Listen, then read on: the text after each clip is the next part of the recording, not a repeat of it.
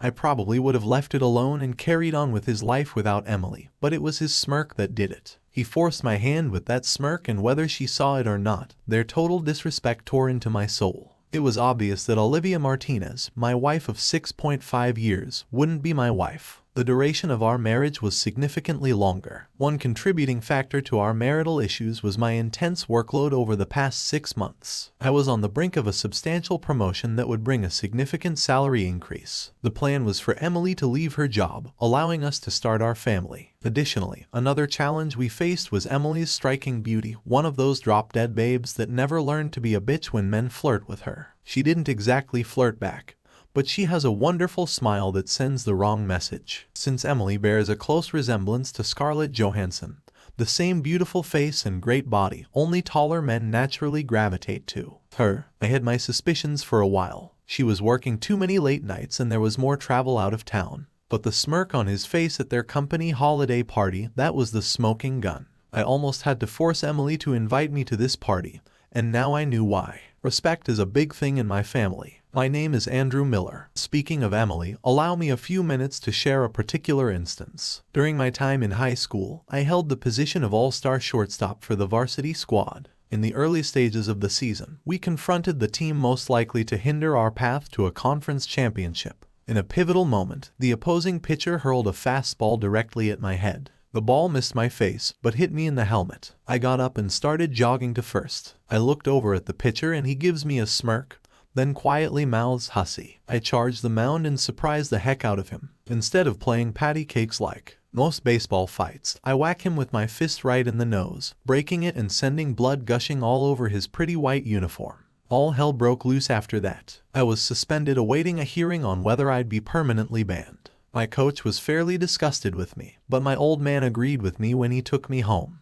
I saw what that jerk did and said to you, you can't let these clowns disrespect. It all goes downhill after they know they have your balls. The coach's disapproval was unsettling for me. Having been under his guidance for the past 3 years, earning his respect was important to me. When I visited his office the next day, he delivered a memorable lecture that has stayed with me until this moment. His words echoed, "Why should you care about what some lowlife says to you? Do you know where I grew up? Down at State and 75th, where some gangbanger was always trying to get me riled up. I was lucky. Neither my mother or father would tolerate any fighting that kept me on the straight path to college and out of the slum. Now I live where I want, doing a job I love, and those stupid gangbangers are either dead in jail or living in a room with a needle in their arm. So here's the thing. If you get to play for me again, there will be no more fighting, no matter what the circumstance." I ended up serving a 3-game suspension. Somebody was looking out for me because at the hearing, Mark Thompson, the opposing catcher, shows up. It seems he was disgusted with the way in which his coach was trying to win. Their coach had ordered the pitcher to throw that ball with the intent of getting me banned permanently. Mark, my college teammate, refused to achieve victory in that manner and intervened to spare me. Mark later became the catcher on our college team and eventually the best man at my wedding to Olivia. Returning to the present, I could have coped with the situation if Emily had shown some respect and straightforwardly said,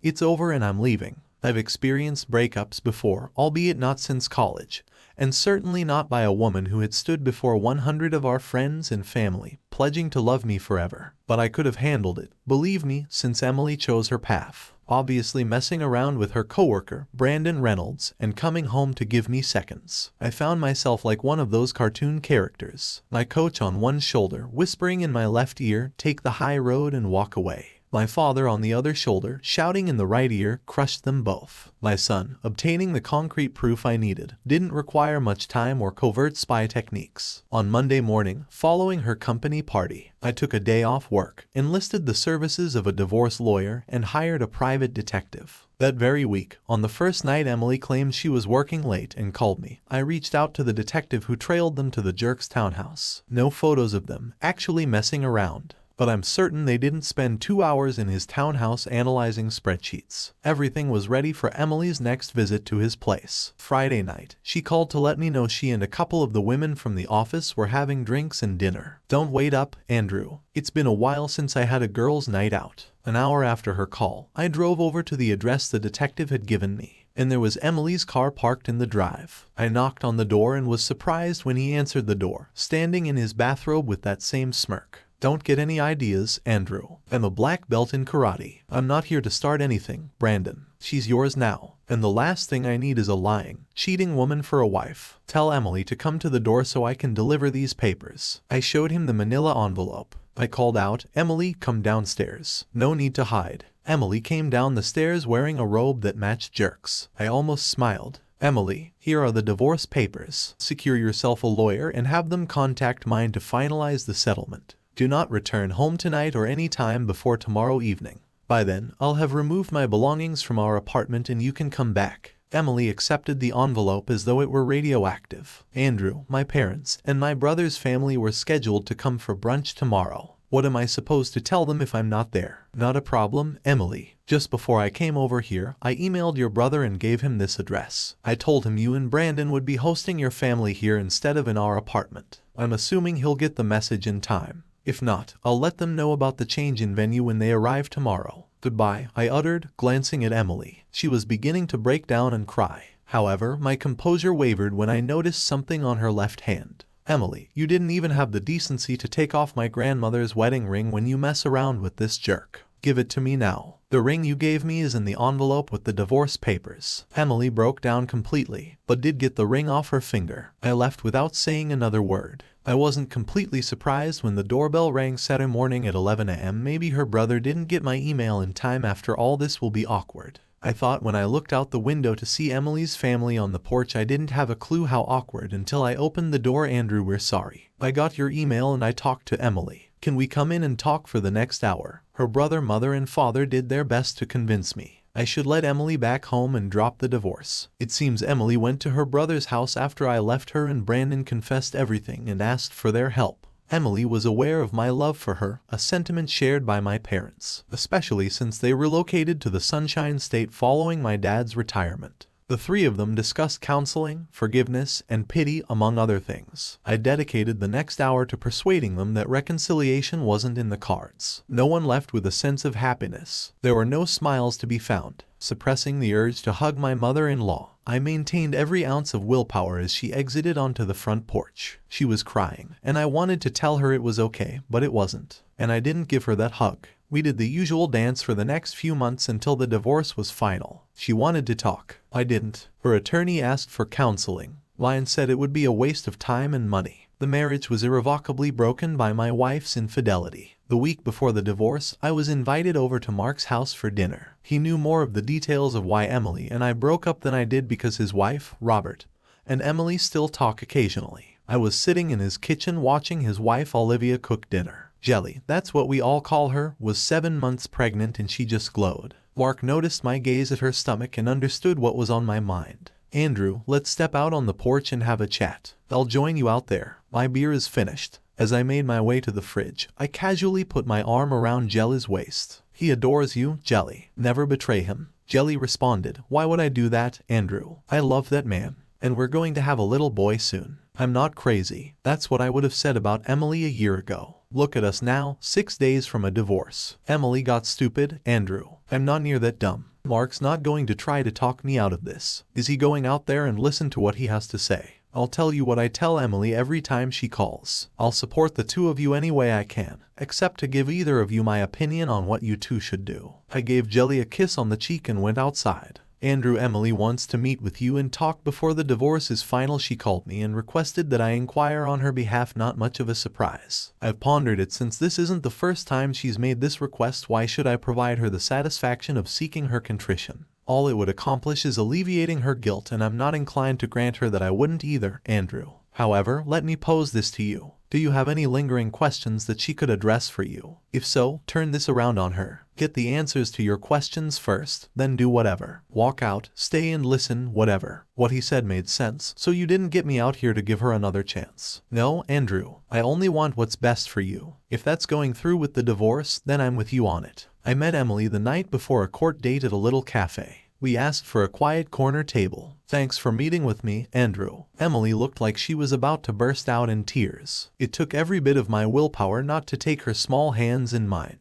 I didn't give her the chance to start the discussion. Emily, I know you have things you need or want to say to me, but first I have a couple of questions. The waiter chose that moment to take our drink orders and start the spiel about the chef's specials. I interrupted him as politely as I could. I ordered a bottle of wine and the chef's salad to split, and asked the waiter to please give us as much privacy as possible. He grasped the situation. Emily, my first question is why? I believed we had something special. Emily replied, we did, Andrew. But the reasons for my actions are all old cliches. We've been together and exclusive for 7 years. I was seduced by a good-looking guy in the workplace who complimented me on anything and everything. Meanwhile, you were spending more and more time thinking about or being at work. Not fair, Emily. You know I only put in the hours to get the promotion. You wanted to be a stay-at-home mom, and I was trying to make that possible. I know that, Andrew, I knew it then too. But at the time I was being a selfish person wanting it all. Right now I can't believe I screwed it up so bad. We were less than a year from having our babies. I even had names. Tears were falling from her eyes, and I still resisted holding her hands. Okay, I promised myself I wouldn't ask. But I have to know, was he that much better in bed than me? Emily surprised me. She started to laugh through her tears. No, he couldn't hold a candle to your lovemaking. I never had to fake it with you. Emily hadn't seen the waiter coming up behind her when she said this, and when he dropped off the wine, he took a moment to look at my lap and was smiling when he left. Emily turned beet red and we laughed together for the first time in 6 months. We completed our salads and polished off the wine. Throughout the meal, Emily attempted to secure my acceptance of her apology, but I stood firm, expressing that I might consider it someday, but the wounds were still too fresh. As we prepared to leave, Emily hit me with one last revelation. This is another reason for my actions, Andrew. You can be like I sometimes. Our marriage will end tomorrow, and you're like a statue. No tears, no shouting. I cry myself to sleep every night. Did you really love me, Emily? I loved you more than you'll ever know. But first, let's get a couple things straight. A few times tonight, you referred to your actions. Let's call it what it was. You cheated on me, Emily. You messed around with another man when you were supposed to be faithful, forsaking all others. Second, whether I go home tonight and get drunk or cry is my business. Chances are, after our divorce tomorrow, you and Jerk will be a couple. He's already shown what he thinks of me by messing around with my wife, ending my marriage and laughing at me the whole time. If I cry right now, or if I confide in you about my difficult nights, you're likely to reveal it to him eventually. Then that arrogant jerk will have one more laugh at my expense. Don't push it, Emily. You wouldn't want to encounter the demon that lurks just below the surface. I opted not to attend court the next day. Instead, my attorney took care of it. It was a modern, no-fault divorce with an equitable division of property. That day, the marriage just ended. Months passed since the divorce. I used the time to plan. I did get a promotion at work and the great bump in pay, but didn't have anyone or anything to spend it on. I probably spent too much time on Reddit. After Mark told me about it over drinks one night, Mark gave me the lowdown on the r/cheating_stories and said there were hundreds of stories in which the jilted husband got revenge on the ex and her lover. I read the stories, taking notes and ranking my favorite methods for revenge or ideas that would land me in jail. Ranked pretty low, psychological terror ranked pretty high. The dynamics shifted after an unfortunate encounter with Brandon one afternoon. Unbeknownst to me, following our divorce, Brandon and Emily rekindled their relationship and were now engaged. Brandon took the opportunity to inform me that he emerged victorious, and I, on the other hand, lost. According to him, Emily proved to be an exceptional partner whom he couldn't get enough of, insinuating that there must be something wrong with me, since Emily was so easy to get in bed when we were married. Was I a coward? Because I turned and walked away. I wasn't afraid of Mr. Blackbill, but I had just spent 2 years busting my butt to get that promotion, and any physical altercation would flush that half of my life down the drain. The guy had already messed up my love life. What do you get? The satisfaction of wrecking my work life till I walked away. You may call me a doormat for that, but it is what it is. My method for payback came to me out of the blue. It's a funny thing about some guys. They can't help but dip their pen in the company and quell. Brandon was no exception. Emily wasn't the first woman he dated from their company. One day, I got a call from Natalie Campbell, a woman I had encountered at one of the company parties. She wanted to meet me for dinner and it was her treat. Brandon and Natalie were becoming quite serious, but abruptly he treated her as if she were a disease. Brandon ended things with Natalie when he decided to pursue a relationship with my ex-wife. Things heated back up between Brandon and Natalie while Emily was fighting our divorce, but immediately turned frosty when the divorce went through, and Brandon and Emily became a couple again. Natalie was pissed, and hell hath no fury like a woman scorned. How could you let Brandon steal your wife without so much as a whimper? I was at that holiday party last December and saw the way Brandon acted. I was still in love with Brandon and was hoping you would fight for your wife. You didn't do a thing. Are you clueless or just a wimp? This dinner invitation was Natalie's attempt at giving me some backbone. I sat back, took a drink of my wild turkey, and thought how I would answer her challenge. Natalie, sorry, I don't know you and don't know how much you can be trusted. Trust is a scarce commodity at the moment, but I won't deny that I'm not one to shy away. I can assure you that someday there will be repercussions. Have you ever heard the saying, revenge is a dish best served cold? Natalie glanced at me surprised. Damn, I didn't think you're Sicilian. I affirmed, that's right. And if you're genuinely interested in some revenge, then just bide your time for a while. One day, I'll reach out and ask for a favor. Nothing illegal, but very important. I went home that night, and my ideas started to gel. But could I trust Natalie to keep her mouth shut? I discreetly made an inquiry to someone I could trust, and he confirmed Natalie's story. Natalie and Brandon had dated, and their breakup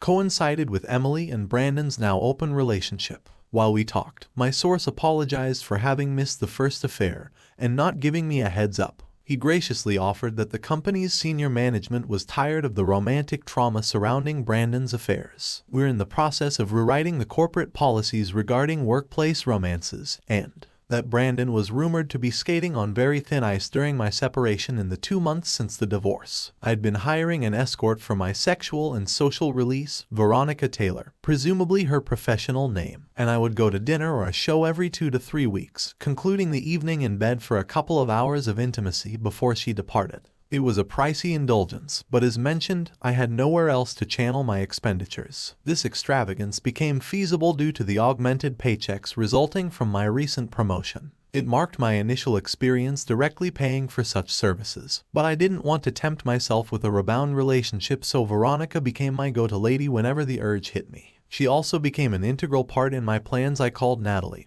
and told her if she was on board she only had 2 tasks. First, give me Emily's schedule for when she would be out of town on business. Second, at the right time approach Brandon and ask him to meet her in a public place to get closure. Natalie called me the next day. Emily was scheduled to be out of town in 2 weeks for 3 days and nights. Natalie contacted Brandon and arranged to meet him the first night of Emily's trip at the downtown Hyatt Lounge, merely for drinks and conversation. However, I'm pretty sure Brandon was contemplating the possibility of rekindling things with Natalie one last time. Veronica found amusement in the first part of my plan, but I truly surprised her when I revealed part 2. I asked her, do any of the ladies in your line of work ever contract a social disease? I'm not referring to anything life-threatening like AIDS. I'm talking about the curable things like the clap. Sure, it happens, but it's rare. Most of the girls insist on condoms. There are a couple I know that will bear back, but they try to be careful, and they charge double for the privilege. There have been a couple of those girls that had to get the cure. Do me a favor, please let me know when one of the girls has something to contribute. I'll pay her for the bareback rate,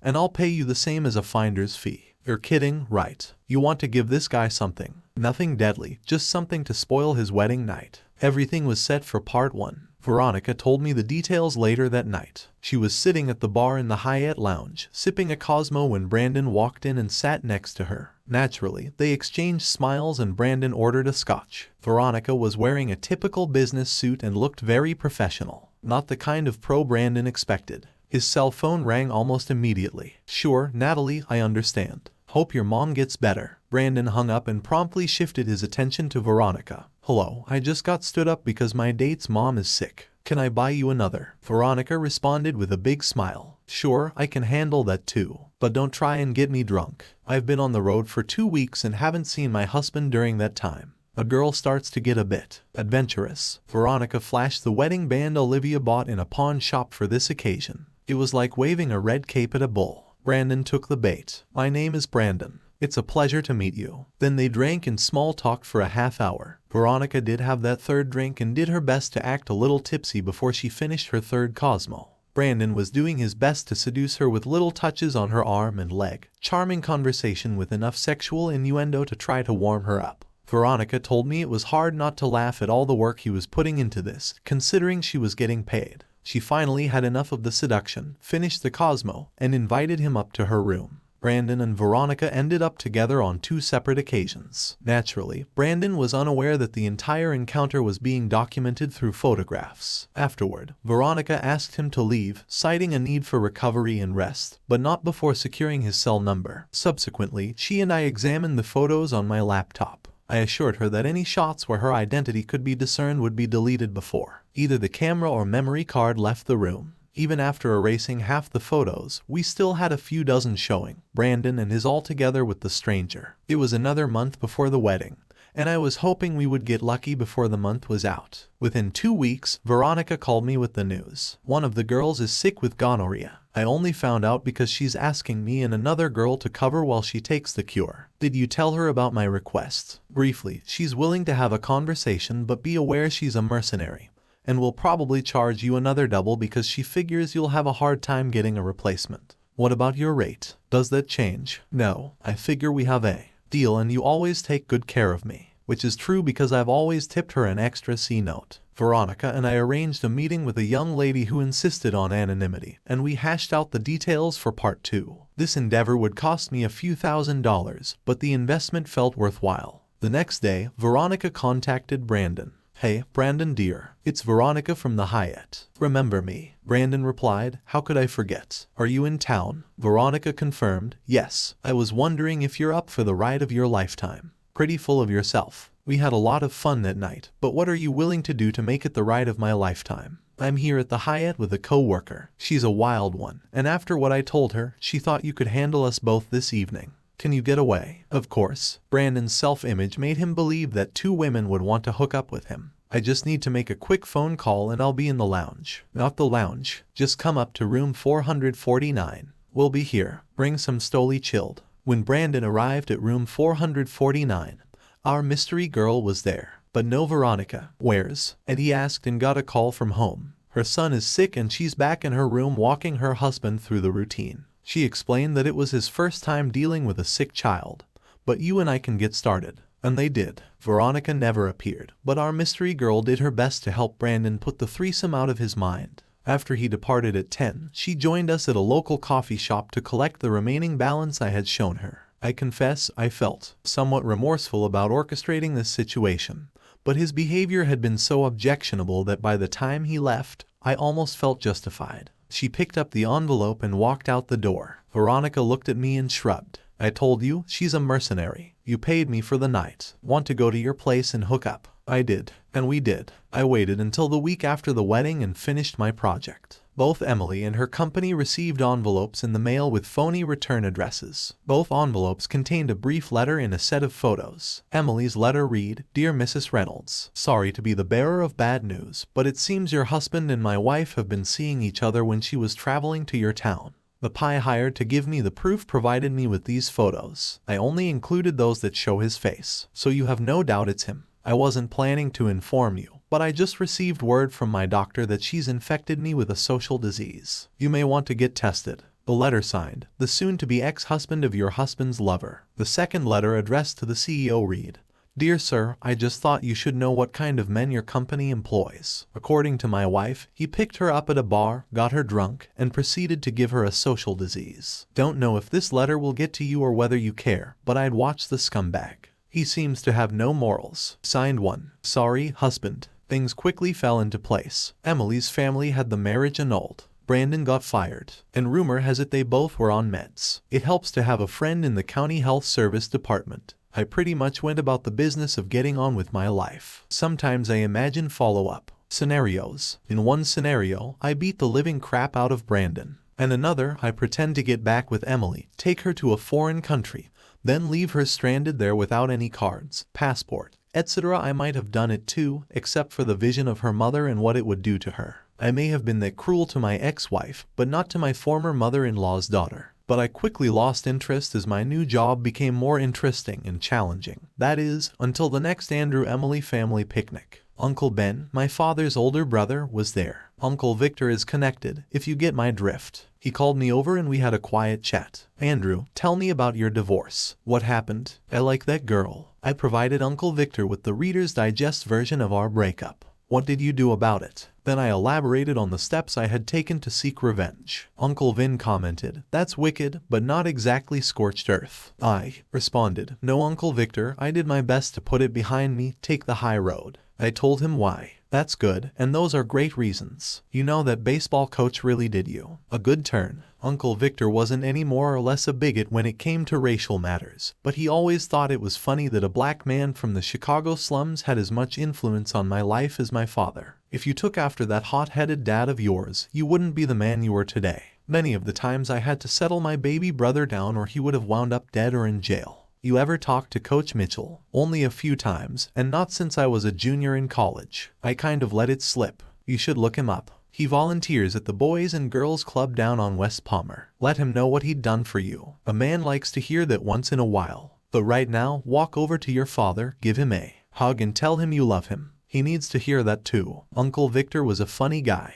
I've heard that he's feared by many, but he always acted like a teddy bear around me. I did go to see Coach Mitchell, and he convinced me to start volunteering at the club. I even started dating his niece, a beautiful woman. But that's in other words, no drama, just love. One last thing. On my 30th birthday, I received a birthday card from Uncle Victor. It simply read, "Happy birthday, nephew." Nobody laughs at assignments, silly. It seems a certain Brandon Reynolds was found last night in the alley behind the bar he frequents. He was the victim of a mugging. Nothing life-threatening, but he did have a broken nose, a few broken fingers and ribs, and 2 very swollen testicles. He did have a "This is Black" belt. Must have been left at home that night.